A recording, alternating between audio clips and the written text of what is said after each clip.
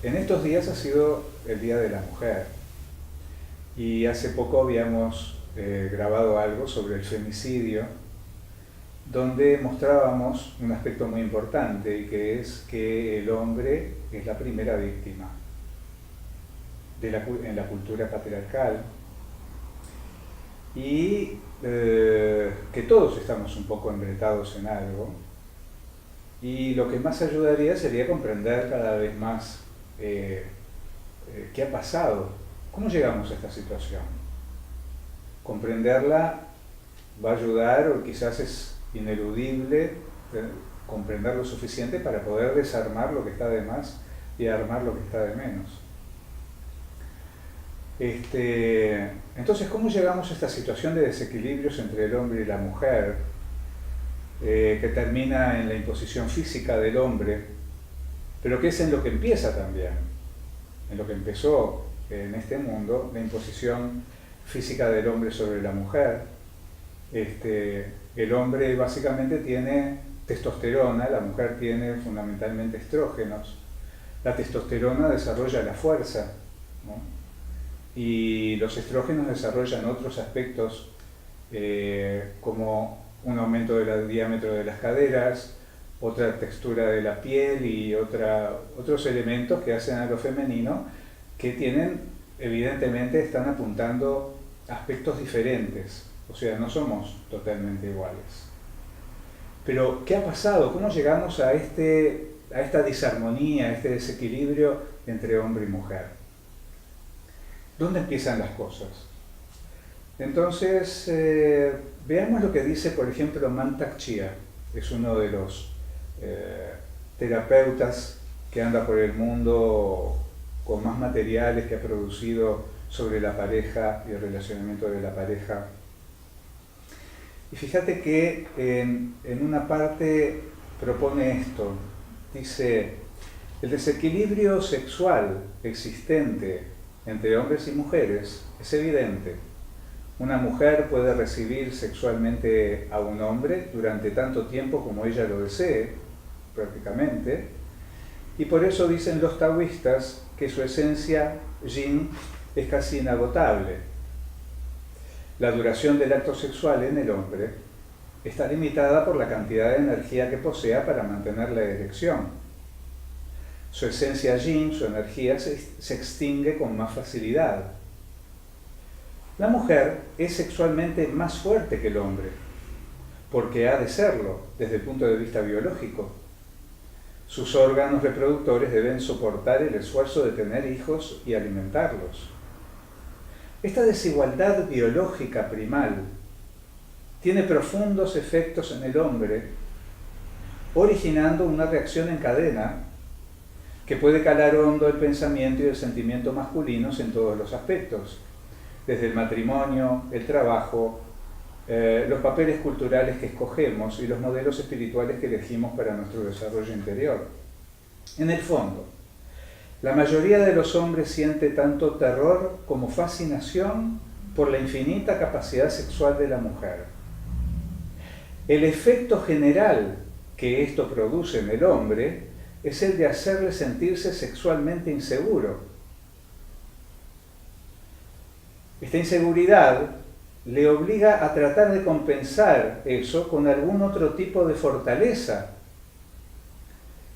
Entonces, la inseguridad sexual puede ser la razón principal por la que el hombre ha buscado la superioridad física, política, financiera, intelectual y religiosa sobre la mujer.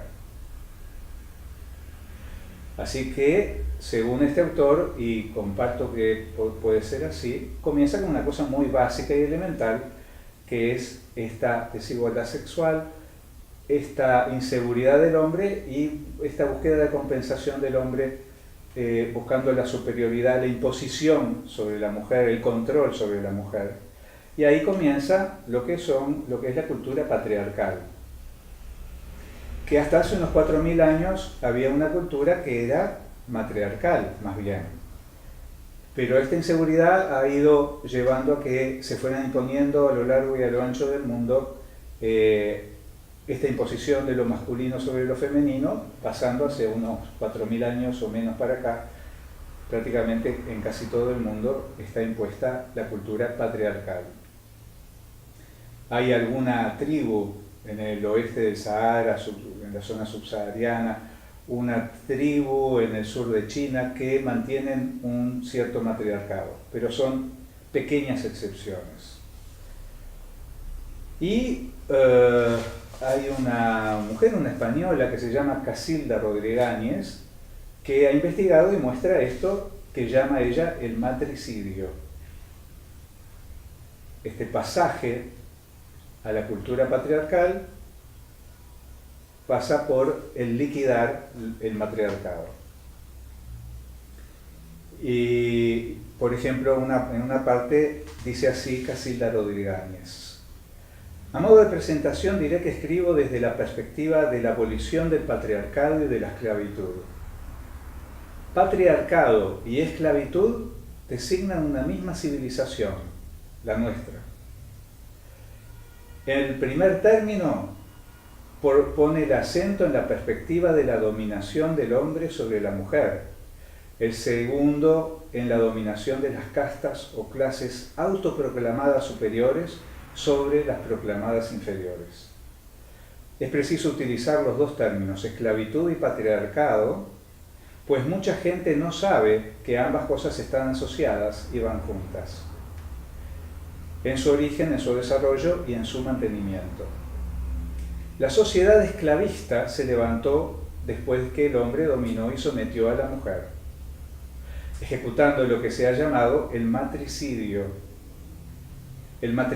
primitivo, acabando con las estructuras grupales de las sociedades maternales.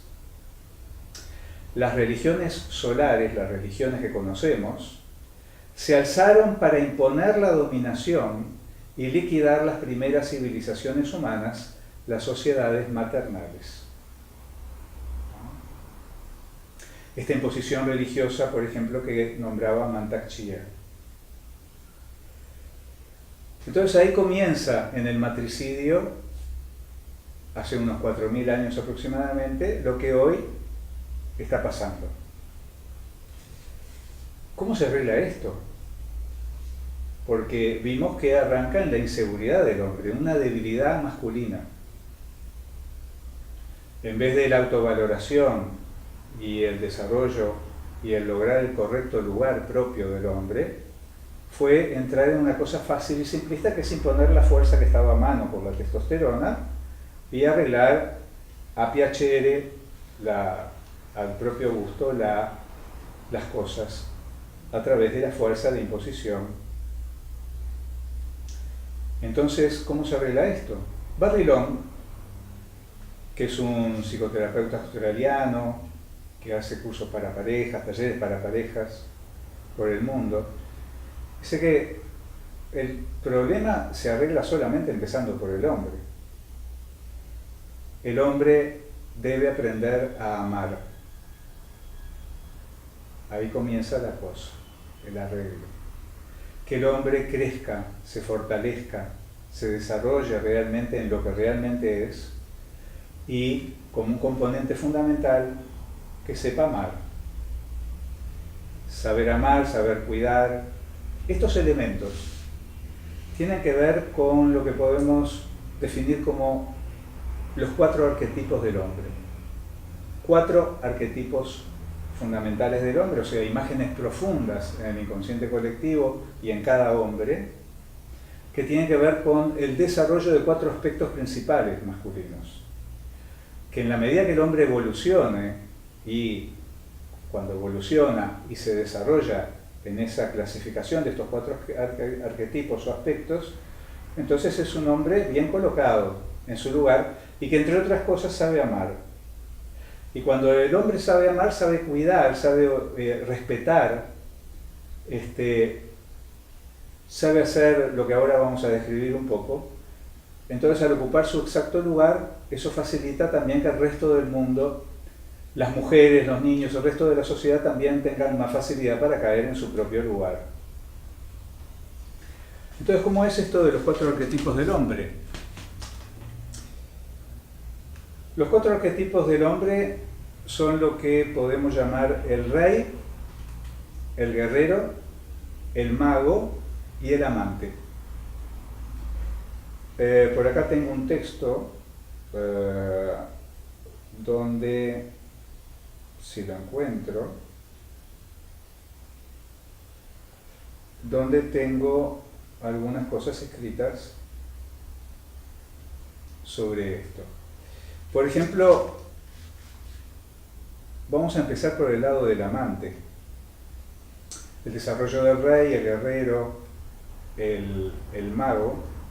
El mago es ese aspecto del hombre que sabe cambiar las cosas, que sabe liberarse y sabe imaginar las cosas de maneras mejores y solucionar las cosas. Pero vamos a empezar por el último, que es el amante. Entonces dice, la fuerza configuradora del alma, la cuarta, es el amante en este trabajo.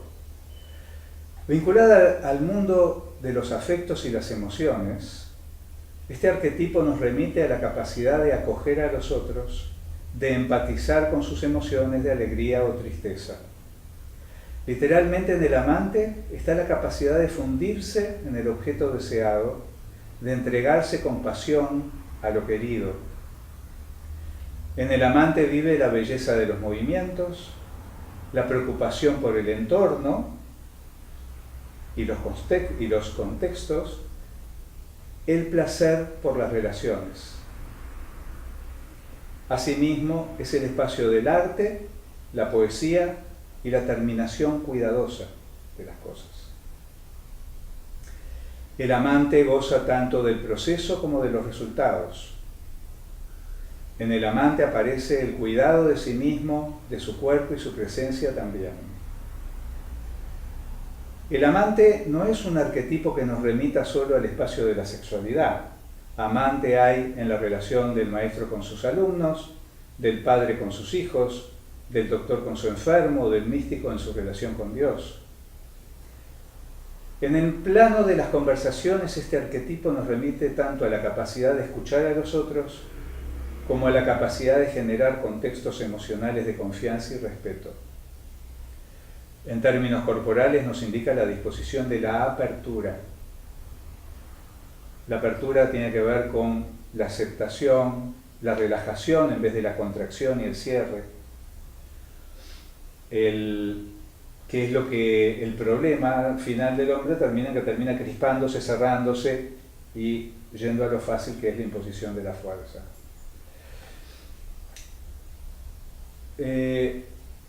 Esto es lo que el arquetipo que Barillon señala.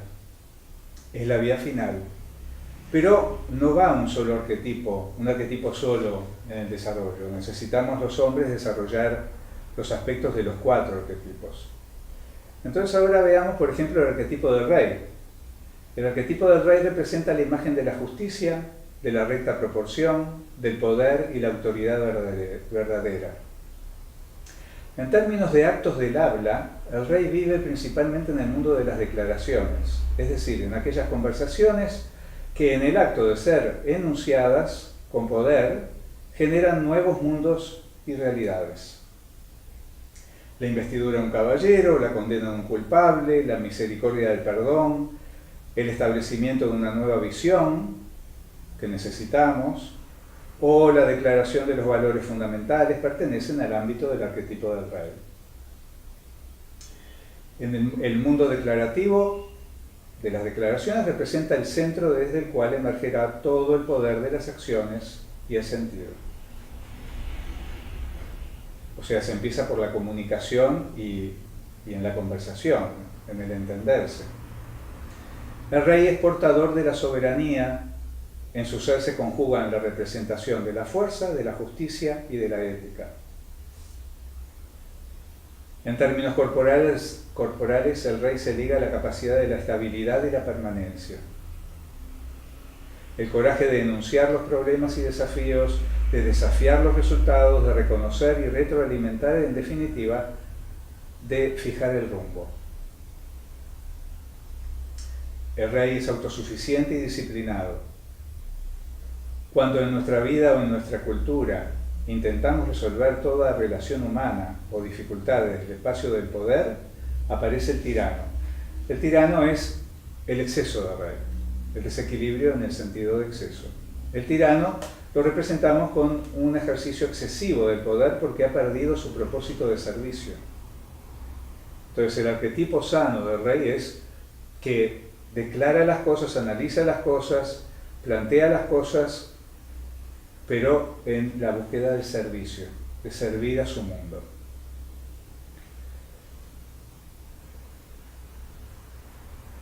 Entonces, ¿cómo se perdió esto? Por déficit de otros arquetipos.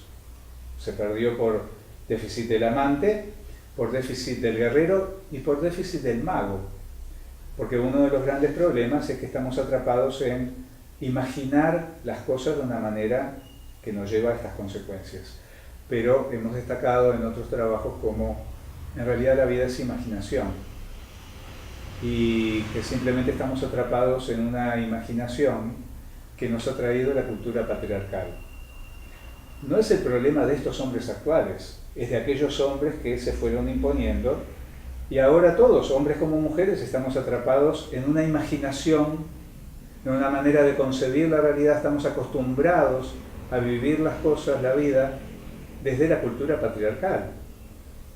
Pero de esto se sale con mucho del mago, que ahora después voy a mostrar un poco, que es aprender a imaginar las cosas diferentes, aprender a conectarse con la libertad interior de desarrollar otras perspectivas, otras aproximaciones a la realidad. Siguiendo un poco más con los temas del arquetipo del rey, mientras el rey infunde respeto, el tirano genera temor. Mientras el rey genera adhesión, el tirano obediencia. Donde el rey produce estabilidad, el tirano inseguridad. Allí donde el rey genera sentido para la acción, el tirano simplemente impone servidumbre. El alma del tirano vive en la obsesión por el control y la desconfianza. Su relación con el mundo es arrogante y despreciativa, teme a la traición. El mundo lo divide en adeptos y opositores. Toda acción se mide en cálculos de poder y conveniencia. La diferencia de opinión es vivida como ofensa o complot. Así como el exceso de rey genera en nosotros relaciones de abuso con los demás, su déficit, el déficit del rey, nos convierte literalmente en siervos. Cuando somos tomados por la fuerza del siervo, aparece en nosotros un ser débil, incapaz de resolver conflictos, de ordenar, de decidir, de reprender con sentido o de reconocer con prestancia. Las palabras del siervo son solo eso, palabras impotentes para generar mundos, movimiento, alinear o resolver. Finalmente sus declaraciones se constituyen desde el rezongo, la resignación o la expectativa irrealizable. La ausencia de rey genera un mundo sin sentido, sin tensión creativa, sin consecuencias. Es mucho también de lo que hay ahora. Hay mucho del déficit de rey o del exceso hacia el tirano. Otro arquetipo es el guerrero. Generalmente es el que se pone en segundo lugar. Este arquetipo opera como principio de configuración del alma del hombre. El guerrero es aquel que se entrega por entero a una causa o acción trascendente. La capacidad de entrega y dedicarse a lo que hay para hacer. Recuperar un lugar sagrado o lo sagrado, restablecer y cuidar las cosas.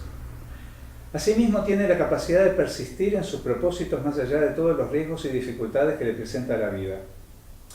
Vive en estado de alerta, de lucidez de sus sentidos, de la impecabilidad y efectividad de sus movimientos, lo opuesto a lo que favorece la marihuana. ¿No? O sea, en este estado deteriorado de la sociedad y de lo masculino, desde estas perspectivas se puede decir, y el uso y abuso de la marihuana simplemente favorece la disolución de nuestras energías, la disipación de nuestras energías, el síndrome amotivacional que produce la marihuana, todo eso va en contra de una mejor evolución de las cosas.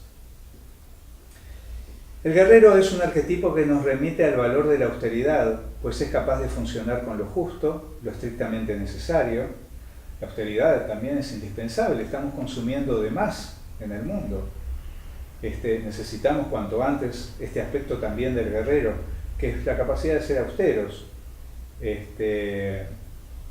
Asimismo nos habla del valor de la honorabilidad, vive en el espacio del compromiso y de la veracidad y del rigor de las cosas.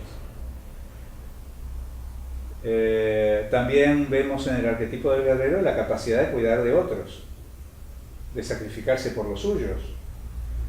Para ir al tema del problema entre hombres y mujeres, de cuidar de la mujer.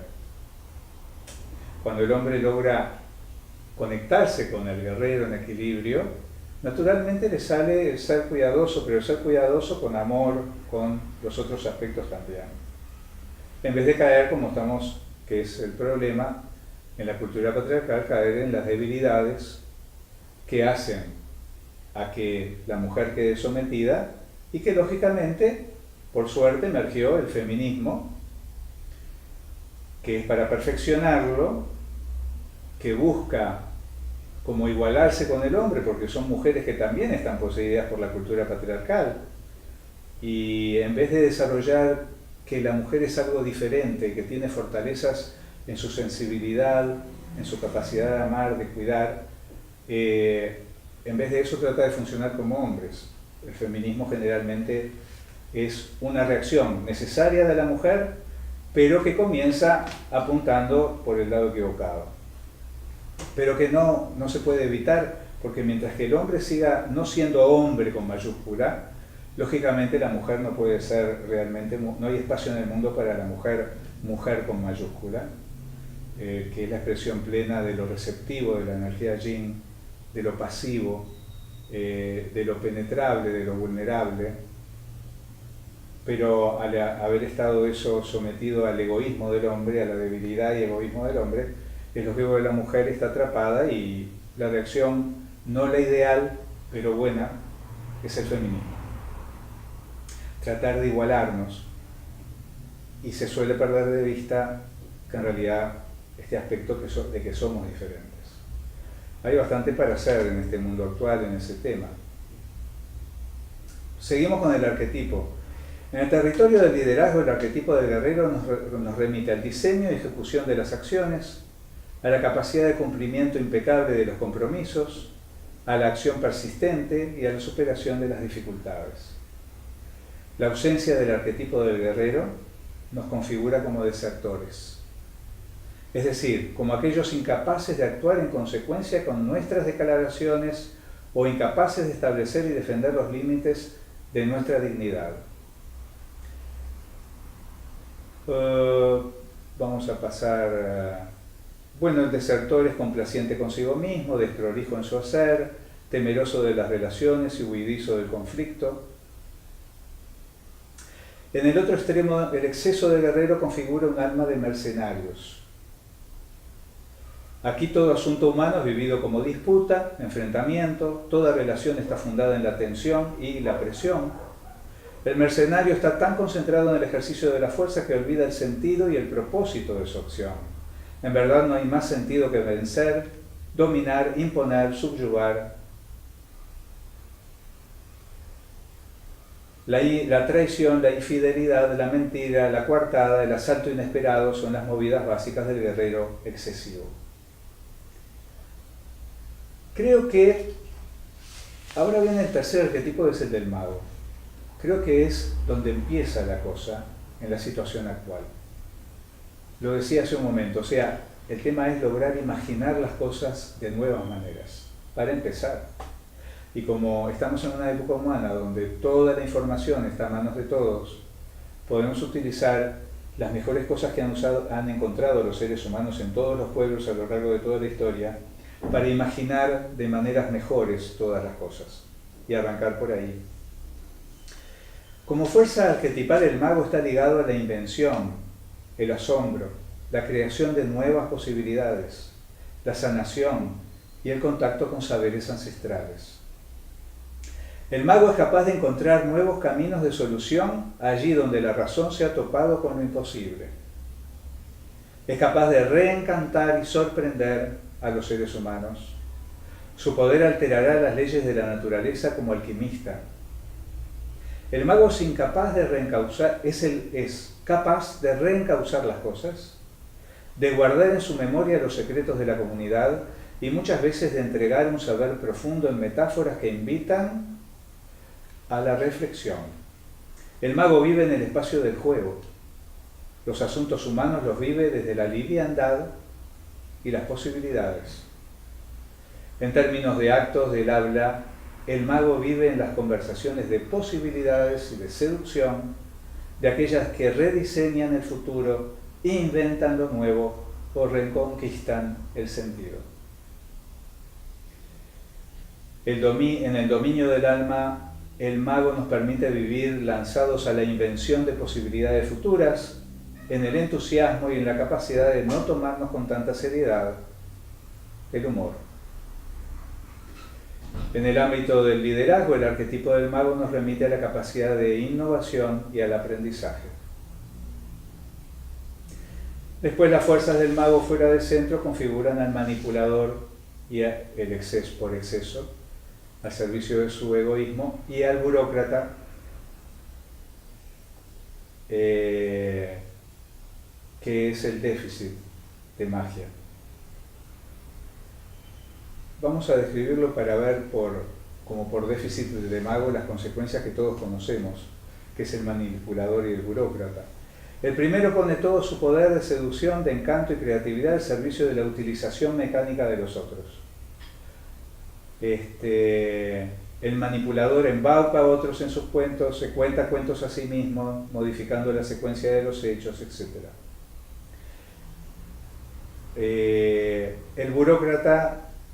En el burócrata no hay distinción de días ni tiempos, todo es espacio profano, descargado de significación y relevancia.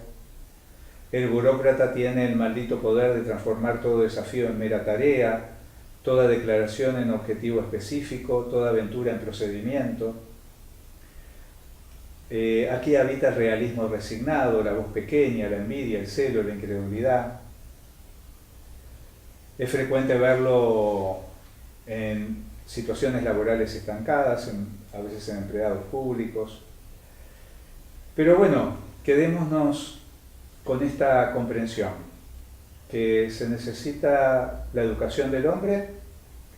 Hay 4 arquetipos, 4 aspectos fundamentales a desarrollar, y por lo menos mientras que no haya una profundidad suficiente en educación a nivel de sociedad, cada hombre que se trabaje a sí mismo, que comprenda que están estos 4 aspectos a desarrollar en sí mismo y que aporte su granito de arena con su persona más desarrollada a la sociedad.